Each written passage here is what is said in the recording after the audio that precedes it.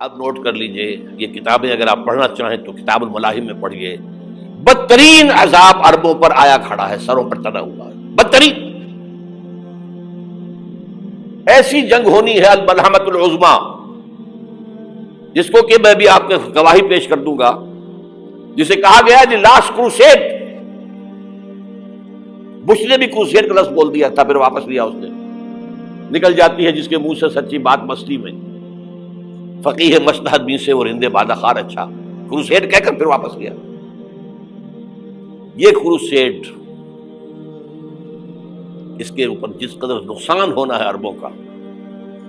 Greater اسرائیل بنے گا، یہ عراق، شام، اردن، سعودی عرب کا کچھ شمالی علاقہ، ترکی کا جنوبی علاقہ، مصر کا سرائے سینا، اور اس کے ساتھ ہی جو بہترین اس کا زرخیز ترین علاقہ ڈیلٹا آف نائل، یہ سب یہودیوں کے قبضے میں جائے گا.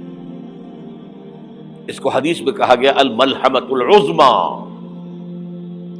عیسائی 80 علم لے کر ہے مسلمانوں تم پر حملہ آور ہوں گے، اور ہر علم کے نیچے 12,000 فوج ہوگی، 9.5 لاکھ فوج. یہ نیٹو کی تیاری کس کے لیے ہو رہی ہے؟ جب یو ایس ایس آر کا خاتمہ ہوا تو پوچھا گیا تھا نیٹو چیف سے، اب کس لیے؟ تمہارا وہ دشمن تو ختم ہو گیا، اب ہمیں اسلامک فنڈامنٹلزم سے نمٹنا ہے. وہ جانتے ہیں خطرہ یہی ہے، اب اسلام ابھر سکتا ہے. مسلمانوں کے سینوں کے اندر وہ آگ ہے، اوپر خاکستر آ گیا ہے، تمہیں اٹھانا بیٹھنا، یہ اندر تو انگارہ ہے، اوپر سے راکھ ہے، اسے دھوکہ نہ کھا جانا ان کے دلوں کے اندر. اور بش نے کہا تھا مسلمان چاہتے ہیں کہ ہسپانیہ سے لے کر انڈونیشیا تک نظام خلافت قائم کریں. اور میں حیران ہوا تھا کہ اس کمبخت کو ہسپانیہ کا خیال کیسے آ گیا؟ ہمیں تو کبھی آتا ہی نہیں، اب ہم تو بھول گئے. وہ تو 500 برس پرانی بات ہے، جبکہ وہاں سے ہمیں نکال دیا گیا تھا. اگرچہ اقبال نے کہا تھا ہے ارض فلسطین پہ یہودی کا اگر حق، ہسپانیہ پر حق نہیں کیوں اہل عرب کا. ہسپانیہ میں تو 800 سال حکومت کی مسلمانوں نے، اور ابھی 500 برس سے گزرے ہیں نا.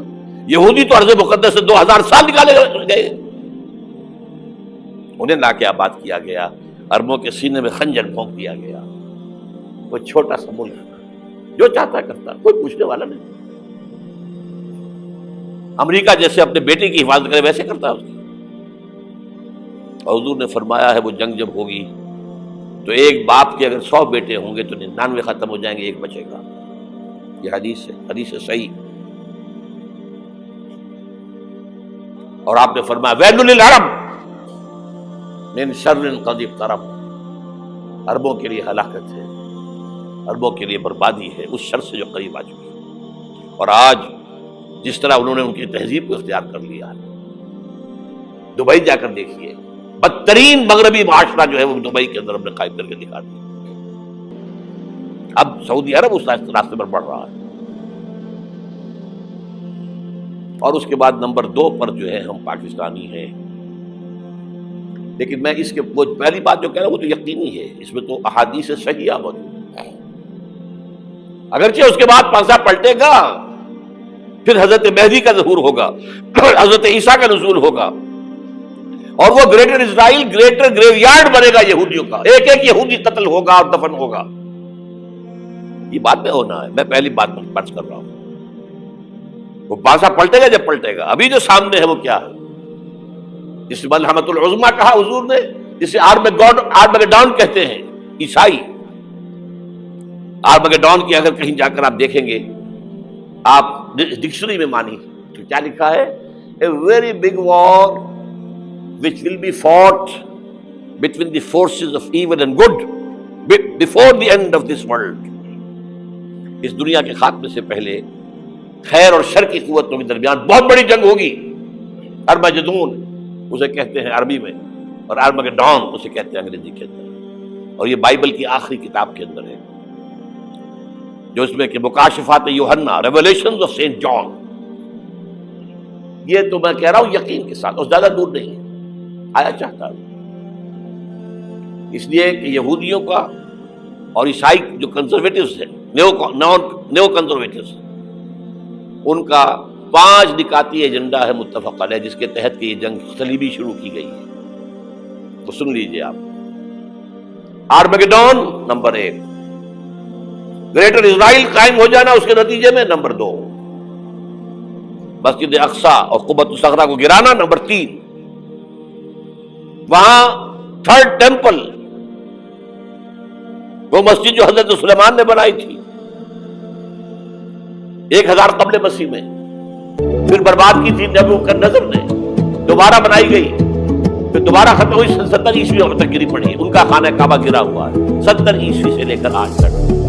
ایک دیوار ہے ویلنگ وال، جہاں جاتے ہیں روتے ہیں پلیٹ سے عبادت کرتے ہیں، وہاں وہ بنے گا تھرڈ ٹیمپل. اور نمبر 4، اس میں لا کر رکھا جائے گا تخت حضرت داؤد. یہ تخت کہاں ہے اس وقت؟ یہ لندن شریف کے اندر جو ان کی پارلیمنٹ کا چرچ ہے، ویسٹمنسٹر ایبے،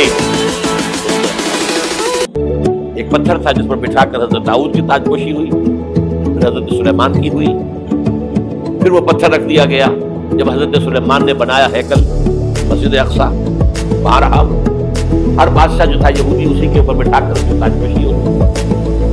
سن 70 میں ٹائٹس نے گرایا اسے ہیکل کو، وہ پتھر لے گیا، وہاں سے روم گیا، روم سے آئرلینڈ گیا، آئرلینڈ سے اسکاٹ لینڈ آیا، اسکاٹ لینڈ سے انگلینڈ آیا، اور اب وہ رکھا ہوا ہے 14ویں صدی سے آج تک. وہ ویسٹمنسٹر ایبے میں رکھا ہوا ہے. اب انگریزوں میں کوئی ملکہ ہو، کوئی بادشاہ ہو جس کی بھی تاج پوشی ہونی اس میں ہو، یہ لا کر رکھا جائے گا تھرڈ ٹیمپل. اور اس پر یہودیوں کے خیال کے مطابق ان کا مسیحا آئے گا جو مسیح دجال ہوگا. عیسائیوں کے خیال کے مطابق حضرت عیسیٰ آئے گے، وہ ہمارا بھی خیال ہے حضرت عیسیٰ آئے گے علیہ السلام. ہمارا یہ تو بات کی بات ہے، اس وقت میں کر رہا ہوں عربوں پر بہت بڑا صاحب، اور پاکستان کا معاملہ کرتا ہی ہے. میں یقین سے ہینگنگ ان دی بیلنس ہو سکتا ہے اللہ تعالیٰ اگر جو اسی پہ شرائط. چمن کے مالک اگر بنا لے موافق اپنا شعار، اب بھی چمن میں آ سکتی ہے پلٹ کر چمن سے روٹی بہار ہو سکتی ہے. اور یہ بھی ہو سکتا ہے کہ اللہ تعالیٰ نے موجودانہ طور پر ہمیں ملک دیا، ہم نے اللہ سے بدعہدی کی، وعدہ خلافی کی، غداری کی، لہذا سزا دی جائے اور ہم سے ملک کی اس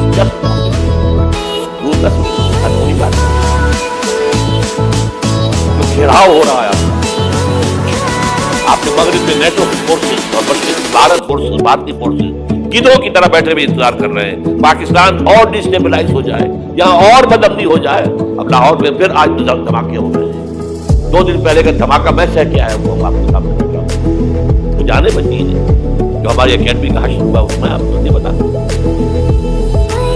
یہ سارا کیوں ہو رہا ہے؟ تاکہ یہاں بدامنی ہو جائے اور ہمیں جواز مل جائے. مغرب سے نیٹو فورسز داخل ہو جائے، مشرق سے بھارتی فورسز آ جائیں اور ہمارے ایٹمی دام توڑ کر اور پھر ہمیں بھارت کے سامنے ڈال دیا جائے. Do as you like.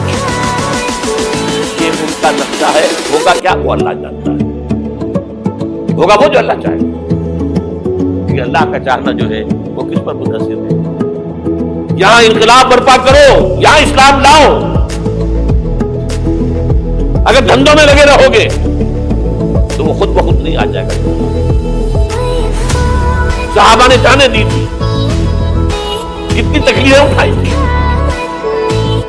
12 برس تک مکی دور کے اندر بانشہ درویشی درخواست و تمازم کر جو پختہ شبی خدرہ مرسلسل جب کن.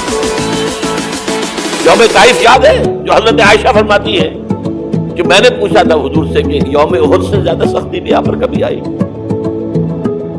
یوم احد پر کیا ہوا؟ تلوار کا وار پڑا تھا چہرہ مبارک. یہ جو رخسار کی ہڈی ہے اس کے اندر وار گیا ہے. اوپر فوج کی 2 کڑیاں تھیں، وہ اس پہ گھس گئی. 2 دندان مبارک سے وہ فوج کی کڑیاں ایک صحابی نے اپنے دانتوں سے پکڑ کر کھینچنے کی کوشش کی، دانت نکل کے وہ نہیں نکلی. کیا جدت کر کے نکالی گئی ہوگی، خون کا مارا، اتنا خون سے آئے کہ آپ بے ہوش ہو گئے، گر گئے. اور مشہور یہ ہو گیا کہ آپ کا انتقال ہو گیا، شہادت ہو گئی. یہ سیرت کبھی پڑھی ہے؟ حضرت عائشہ کے ہوش کا تو یہی دور تھا نا، یوم طائف میں جو آپ جاتی بچی تھی، مجھے کیا پتا کیا ہو رہا ہے. 3 دن تک مکے کی گلیاں اور وہاں کے اوباش لوگ پتھراؤ کر گئے تھے اس امید میں کہ شاید وہاں کا کوئی سردار ایمان لے آئے. تو یہاں تو ابو طالب بھی فوت ہو گئے. یہی دنیاوی سہارا تھا، خاندانی سہارا تھا ابو طالب کے ذریعے. اور گھر میں ایک دلجوئی کرنے والی رفیقہ حیات تھی، وہ بھی ان کا بھی انتقال ہوا. آپ نے کہا یہ عام الحزن تھے، اب تو سب کو طے ہو گیا قریش کو کہ آپ جیسے قتل کر دو. اسی لیے آپ گئے طائف، شاید وہاں کا کوئی بڑا سردار مانے ایمان لے آئے تو میں اپنا برکت ادھر سے ملا. تینوں سے ملے ہیں، تینوں نے وہ جواب دیے نکل جاؤ یہاں سے، میں تمہارے ساتھ بات بھی کرنے کو تیار ہوں. اچھا تمہارے سوا کوئی نہیں ملا تھا کو نبی بنا کے بھیجیں گے؟ دیکھو جاؤ، میں بات نہیں کرنا چاہتا، ہو سکتا ہے میں بے عزتی کر بیٹھوں، واقعی تم اللہ کے نبی ہو تو میں مارا جاؤں گا. جاؤ جاؤ جاؤ. یہ سلوک محبت کے ساتھ. اور پھر چھوکروں کشتی ہر چیز نے آپ نے اشارہ کیا، خبر لو پتھرا ہو رہا ساتھ میں ایک آدمی زید ابن حارثہ. اب سامنے سے پتھر آ رہے ہیں تو حضرت زید آگے آ جاتے ہیں، ہاتھ بنتے ہیں، ملنے لگے پتھر رسو کر رہے ہیں. اب پیچھے جا رہے ہیں، چاروں طرف سے تو ڈال نہیں بن سکتا.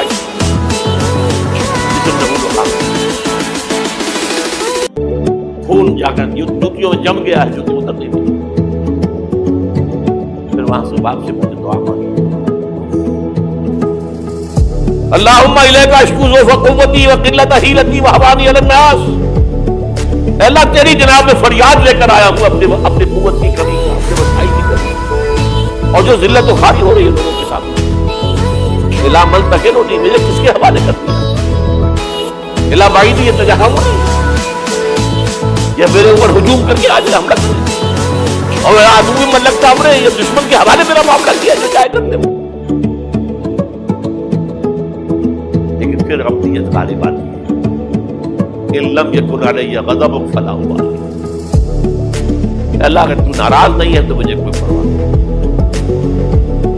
در تخفیف خم ہے جو مزاج یاد، مجھے اندیشہ یہ ہے کہ تو ناراض ہو.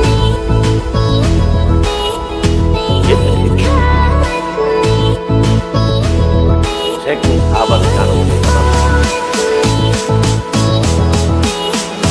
عذاب کی جنگ میں فاقوں پر فاقوں میں، اور ان فاقوں کی حالت میں خندق کھودنے کا حکم ملا ہے. لوگوں کی قبریں دوہری ہو رہی ہیں، پتھر باندھے اپنے پیٹوں سے اپنے چادروں کے ساتھ کس کر قبر دوہری ہو جائے. اور جب صحابہ کدالیں چلا رہے ہیں تو کیا کہہ رہے ہیں؟ نحن الذین بایعوا محمدا علی الجہاد ما بقینا ابدا، اللہم لا عیش الا عیش الاخرہ. صحابہ کہتے تھے ہم وہ لوگ ہیں جنہوں نے محمد سے بیعت کی، جہاد کرتے رہیں گے جب تک جان میں جان نکل جائے تو بات اور جان ہے، چاہے ابھی بھوک سے کمر دوڑی ہوئی جا رہی، جان تو ہے. اور ایک دفعہ کہتے تھے اللہم لا عیش الا عیش الاخرہ، اللہ عیش زندگی تو آخرت کی زندگی ہے. اور حضور فرماتے تھے، حضور کے بیٹھے ہوئے نہیں تھے کہاں کیا لگا کر پتھر اٹھا کر خندق میں جا کے بات کی. جب صحابہ کہتے ہیں اللہم لا عیش الا عیش الاخرہ، حضور فرما رہے ہیں فاغفر للانصار والمہاجرین، اے اللہ ان انصار اور مہاجرین کی مغفرت. پھر حضور کی خدمت میں شروع ہوا، اب یہ فاقہ داخل برداشت ہو گیا. دیکھیے ہم نے پتھر باندھے ہوئے، حضور نے کرتا اٹھا کر دکھایا، وہاں 2 پتھر ہوتے. یہ ایسے آپ اس چیز کو صرف بہرحال اس موضوع پر میری ایک کتاب ہے منہج انقلاب نبوی، انقلاب کیسے آیا تھا. اگر دل میں ذرا بھی آرزو کر رہا ہو گئی اے اللہ قبول کر لے مجھے بھی، مجھے قبول کر لے اس کتاب، وہ کتاب آپ کے لیے مست